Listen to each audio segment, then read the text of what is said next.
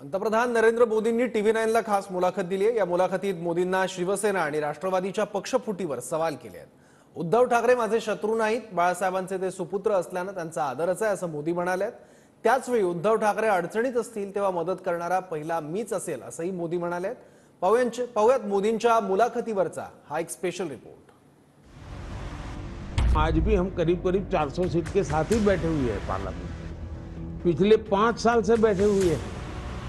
अगर ऐसा कोई पाप किसी को करना होता तो उसी समय कर लेता।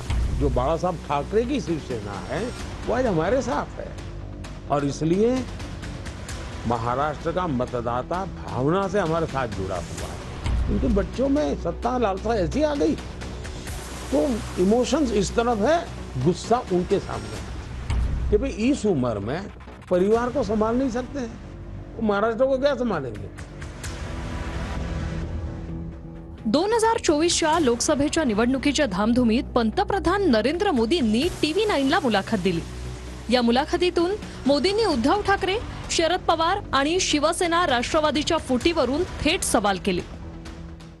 महाराष्ट्र में विपक्ष को लेकर कंफ्यूजन है क्योंकि शिवसेना वहां फूट चुकी है, एनसीपी फूट चुकी है, कांग्रेस के कुछ नेता इधर उधर जा चुके हैं। लेकिन शरद पवार हो, उद्धव ठाकरे हो, इनके पास एक इमोशनल या आप कहे भावनिक मुद्दा है कि पार्टी टूट चुकी है, घर टूट चुका है। आपको नहीं लगता कि महाराष्ट्र में सबसे बड़ी चुनौती है भारतीय जनता पक्ष के सामने ये कि ये भावनिक मुद्दा जो है या इमोशनल कार्ड जो है? ऐसा है, मैं भी मानता हूं कि इस बार ये इमोशनल जो स्थिति है वो बीजेपी के पक्ष में है, युति के पक्ष में है, क्योंकि बाला साहब ठाकरे की शिवसेना हमारे साथ है, एनसीपी ऑफिशियली हमारे साथ है और इसलिए लोगों को लगता है कि परिवार की सत्ता भूख के कारण बाला साहब के सपने को क्यों तोड़ा इन लोगों ने। एक परिवार की भलाई के लिए, अपने बेटे को एस्टैब्लिश करने के लिए बाला साहब की इतनी बड़ी विरासत। बाला साहब तो शिव सैनिकों के लिए जीवन खपा दिया था, तो शिव सैनिकों के सम्मान के लिए जो शिवसेना काम कर रही है, जो बाला साहब ठाकरे की शिवसेना है, वो आज हमारे साथ है और इसलिए महाराष्ट्र का मतदाता भावना से हमारे साथ जुड़ा हुआ है। और दूसरा, जो कालखंड में सरकार उन्होंने चलाई साहब, सारे काम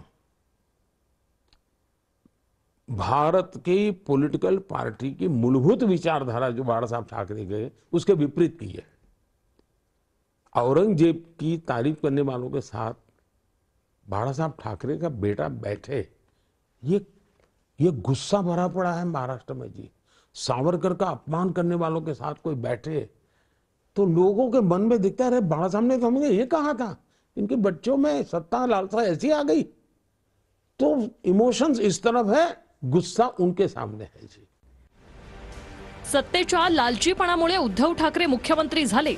बाळासाहेबांची शिवसेना आमच्या सोबत असून लोकांच्या भावना आमच्या सोबत आणि राग ठाकरे पवारांकडे असल्याचं मोदी म्हणाले। त्याच वेळी राष्ट्रवादीतल्या फुटीला मोदींनी शरद पवारांच्या घरातलं भांडण सांगितलं। जहां तक शरदराव का मामला है, ये पॉलिटिकल प्रॉब्लम ही नहीं है जी।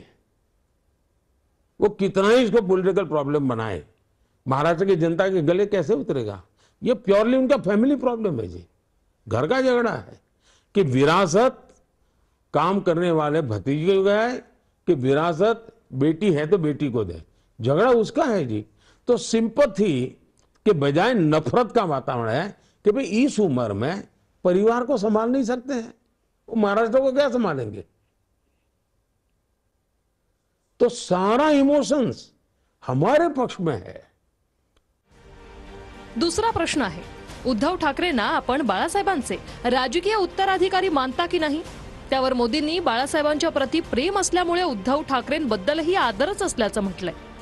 तसंच उद्धव ठाकरे अडचणीत असतील तेव्हा मदत करणारा मीच पहिला असेल असं राजकीय वर्तुळात भुवया उंचावणारं वक्तव्यही मोदींनी केलं। उद्धव ठाकरे आजारी असताना रश्मी वहिनींना फोन करायचो, हा खुलासाही मोदींनी TV9 वर केला। आपने अभी विरासत की बात की, बाला साहब ठाकरे जब थे तब आपके उनके साथ बहुत अच्छे संबंध थे, आप उनका बहुत सम्मान भी करते थे। और मैं तब शिवसेना भी कवर करता था, वो आपके पक्ष में भी खड़े रहते थे। आप अब विरासत की बात कर रहे हैं, तो सवाल ये है कि क्या उद्धव ठाकरे को आप बाला साहब ठाकरे का विरासत का उत्तराधिकारी मानते हैं या नहीं? दो चीजें हैं, वो बायोलॉजिकली तो उनके बेटे है ही है,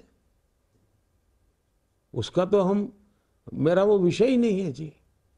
तो मैं उस प्रकार से, मान लीजिए उनके परिवार में कुछ भी, जब वो बीमार थे तो मैंने तुरंत फोन किया था उनकी, रेगुलरली मैं वहिनी को फोन करके पूछता था कि भाई क्या हुआ। वो ऑपरेशन करने से पहले मुझे फोन किया कि बोले भाई आपका, भाई साहब क्या सुझाव है। मैंने कहा भाई देखिए पहले ऑपरेशन करा लीजिए, आप बाकी चिंता छोड़ दीजिए, शरीर को पहले क्या दीजिए।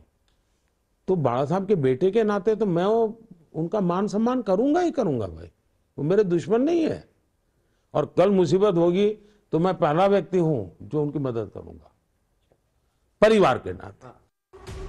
बाळासाहेबांच्या आठवणीबद्दल बोलताना बाळासाहेब माझ्यावर अतिशय प्रेम करायचे, त्यामुळेच आमचे अधिक आमदार असतानाही शिवसेनेचा मुख्यमंत्री केला, हीच बाळासाहेबांना श्रद्धांजली असल्याचं मोदी म्हणाले। जहां तक बाला साहब ठाकरे के विचार है, मैं उनके लिए जीऊंगा। मैं बाला साहब ठाकरे के विचारों के लिए, उन्होंने और मेरे प्रति उनका अतिशय प्रेम था, अतिशय प्रेम था। तो मैं वो कर्ज भूल नहीं सकता हूं, कर्ज भूल नहीं सकता हूं। और आज जो शिवसेना के साथ हम बैठे, हमारे पास ज्यादा एमएलए हैं, फिर भी शिवसेना का मुख्यमंत्री है, वो मेरी बाला साहब को श्रद्धांजलि है। हम पिछले चुनाव में आमने सामने लड़े थे, लेकिन उस चुनाव में मैंने एक शब्द बाला साहब के लिए नहीं बोला था, और मैंने पब्लिकली कहा था कि मुझे उद्धव जी कितनी ही गालियां दें, लेकिन मैं नहीं बोलूंगा, क्योंकि मैं बाला साहब के प्रति मेरी श्रद्धा है। और इसलिए उनके पारिवारिक क्या समस्या है वो मेरा विषय नहीं है। मैं बाला साहब को आदर करता हूं, और भगवान करे मैं जीवन भर उनका आदर करता रहूं। उद्धव ठाकरे आपल्या सभांमधून ही शेवटची निवडणूक असेल असा आरोप मोदींवर करतायत, आणि त्यावर मोदींचं उत्तर आहे का?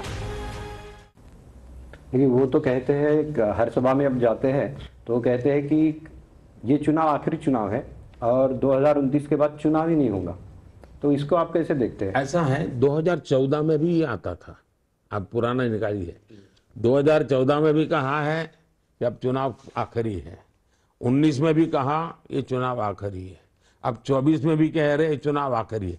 इसका मतलब है कि हमारे विरोधियों की बैंकरप्सी है, उनके पास कुछ नई चीज कुछ खोजो ना भाई। जो चीज होनी नहीं है, होती नहीं है, संभावना नहीं है, सवाल नहीं है, अब इसके लिए आप क्या बात करोगे जी? इतना बड़ा संविधान है, जिस देश के अंदर 900 टीवी चैनल चलते हो जी, आज वहां कोई डिक्टेटर पैदा नहीं हो सकता है, आसमान से भी आकर के पैदा नहीं हो सकता है। जिस देश के अंदर न्यायालय इतना वाइब्रेंट हो, उस देश के अंदर कभी भी डिक्टेटर पैदा नहीं हो सकता है। वो जमाना चला गया, 75 में देश ने मुसीबत झेल ली, दोबारा वो देश आ ही नहीं सकता है जी। भाजपच्या 400 पारच्या नाऱ्याला राहुल गांधी आणि विरोधकांनी संविधानाशी जोडलं, मात्र असं असतं तर आताही एनडीएकडे 400 जागा होत्या, पण तसं पाप करणार नाही, हे टीव्ही 9च्या कॅमेरावर मोदींनी सांगितलं। प्रधानमंत्री जी, एक चीज को लेकर बड़ा भ्रम है, और वो भ्रम ये है कि विपक्ष आरोप लगाता है कि अगर बीजेपी 400 सीट लेकर आई तो संविधान बदल देगी। इस देश में पहले भी 400 सीट लेकर पार्टी आई है, देश में पहले भी संविधान में 100 से ज्यादा संशोधन हो चुके हैं। इन बयानों पर आप क्या कहेंगे? पहली बात यह है कि आज हमारे पास कितनी सीटें हैं? आज भी एनडीए के पास करीब करीब 360 सीटें हैं, और एनडीए के सिवाय जैसे बीजेडी एनडीए में नहीं है, तो उन सबको मिला ले तो आज भी हम करीब करीब 400 सीट के साथ ही बैठे हुए हैं पार्लियामेंट में, पिछले 5 साल से बैठे हुए हैं। अगर ऐसा कोई पाप किसी को करना होता तो उसी समय कर लेता। तो ये तर्क भी नहीं है, सत्य भी नहीं है। मेरे जो पहले 100 दिन के कार्यक्रम है ना, एक मैं आज पत्ता खोल देता हूं।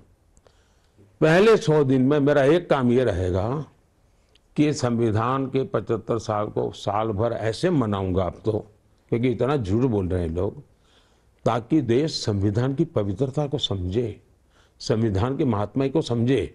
हाँ, मैं संविधान में जितना अधिकार की चर्चा होती है, मैं कर्तव्य की भी उतनी चर्चा करना चाहता हूं, क्योंकि देश में कर्तव्य भाव भी जगाना चाहिए। तो मैं संविधान में अधिकार के साथ साथ कर्तव्य भाव को बल देने वाली बात आने वाले 1 साल देश में जम करके चलाने वाला हूं। महाराष्ट्रातल्या 2 पक्षफुटींवर पंतप्रधान मोदी एवढ्या उघडपणे पहिल्यांदाच बोलले आणि ज्या सहानुभूतीचा मुद्दा ठाकरे आणि पवारांबद्दल उपस्थित होत आहे त्याला पक्षीय आणि घरगुती भांडण सांगून सहानुभूती भाजप सोबतच असल्याचा दावा मोदींचा आहे। अर्थात 4 जूनच्या निकालातून दूध का दूध होईलच। Bureau report, TV9 Marathi.